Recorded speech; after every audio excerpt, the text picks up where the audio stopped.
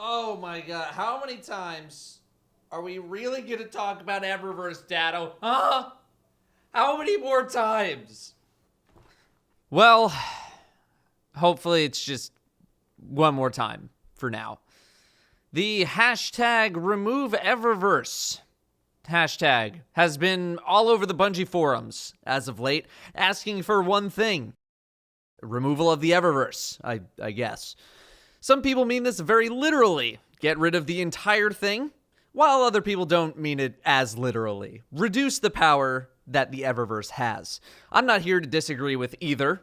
We all know that the Eververse store has become one of the most important things in Destiny 2, much to our displeasure. But to those people who are hoping for a complete eradication of the storefront, I have some bad news. One, that's just plain never gonna happen. And two, I don't think it really solves the main problems the game has at this time.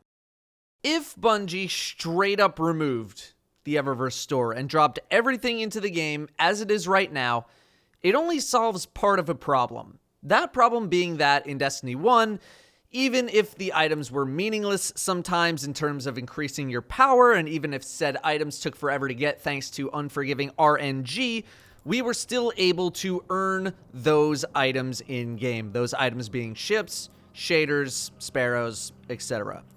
Ships do not hold any power value. Shaders, ornaments, none of these hold power value in terms of affecting how you play the game. They don't have stats, they don't make you stronger, they don't give you new abilities. What they did was give a sense of prestige.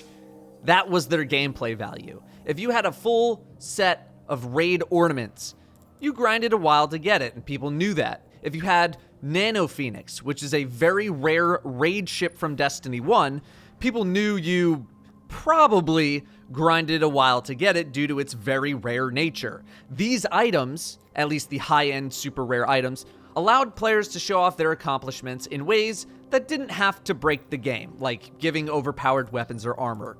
They were the icing on the cake kind of items. The Sagira shell is actually a good, although not as difficult, example of this in action in Destiny 2. You complete all of the forge weapons, and you are rewarded with the shell, and no one really knew it at the time, so it was a nice surprise. Although we kind of knew. The game has been shifting more and more towards a do whatever you want and get rewarded for it method of giving rewards, and this shines brightest in Destiny 2, where bright engrams are given by leveling up, something done by doing literally anything.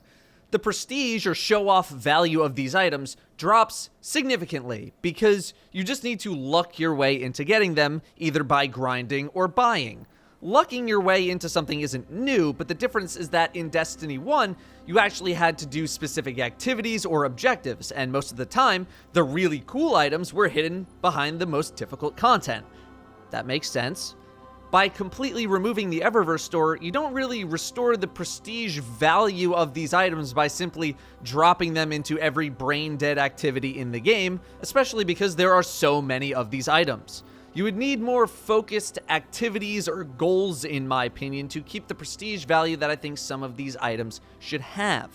Now, I'm not going to pretend that every ship in Destiny 1 was a high-profile item, because a lot of the ships were shared across multiple activities. They were just different colors because we didn't have shaders for ships.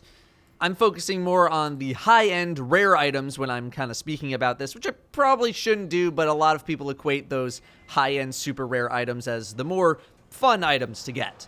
I totally understand if people just want these super nice items to rain from the sky, but I think they deserve better than that. But because shaders, for example, are not one and done anymore, because it's not just an unlock after doing X thing, you'd need a way for people to repeatedly get them, but maybe without making them really easy to get. An example would be a vendor selling them, and you can only unlock them after completing certain activities, and then also having them cost a good amount of currency to keep them as coveted items. But even then, let's say the Eververse store is completely dropped and items are scattered. I don't think that solves the main issue of the game, which is not enough meaningful day-to-day activities in the game.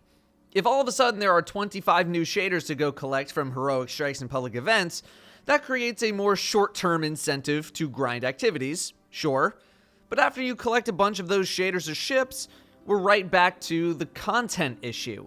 I honestly don't know how I'd feel about ghosts and ships and sparrows just being thrown into the wilderness, because I've been so jaded by Eververse lately that I've been conditioned to just not care about getting any of those items anymore. I kind of felt like that in Destiny 1 as well, with some of the non-premier ships that dropped randomly from strikes and Crucible and whatnot, at least until there was some incentive to collect them all via kiosks or the record book. The rare items were more fun to get for me, but I understand that ship likes and dislikes are subjective. But if said items were implemented more carefully, dropped by doing certain objectives or challenges in the game, you can create both a desire to play again via grinding for unique items, and you can maintain the wow factor of the items that I think a lot of them deserve to have. I know this isn't a revolutionary concept, but I feel like there's a crowd of people out there who think that the absolute best idea is to just scatter all of the Eververse items everywhere and call it a day. It would do a lot of short-term good, sure, but it could be done better than that to create both short and long-term good. However, all of that does not mean that Bungie should wait to do something about the Eververse, because they absolutely need to do something, and with haste. They need both short and long-term fixes. I am trying really hard not to say just go back to how Destiny 1 did it, but it is really tough, especially because Destiny 1 wasn't perfect either. Something like Nano Phoenix was purely cosmetic and offered no power value, but it was something that people were jealous of or really wanted because of the grind attached to it, the rarity or the prestige, the show-offness, you get it. Yet, no one really cares about a full set of prestige raid armor, even though the grinds are somewhat similar in nature and offer the same lack of power benefits, and prestige raid armor has a more predictable path to get it, that predictable path being something that people wanted with regards to getting rewards. That's weird, isn't it? They're both sort of the same. I mean, they're not exactly the same, but like a little bit. We loved Nano Phoenix, but we hate prestige raid armor, and yet they do the same thing for power in gameplay. Nothing. Why did we care so much about ships in Destiny 1 or sparrows? They didn't do anything for power. The looks, the ability to collect them, the emotional attachment, the surprise factor. Eververse items do not offer the same kind of attachment because it doesn't feel like I did anything to get them. And I'm the kind of player who likes getting loot in a way that makes me more emotionally invested or attached to it. And this is part of Destiny's loot issue as a whole. Because everything is so accessible loot-wise, it creates no excitement as a player to get something. Part of the excitement from getting Nano Phoenix was that you never knew when it was going to happen. And when it finally did, it felt really good. Partly because it was rare, partly because it was cool looking, even if it was modeled after the first ship you ever got in the game, partly because I knew I had to play a ton to get it.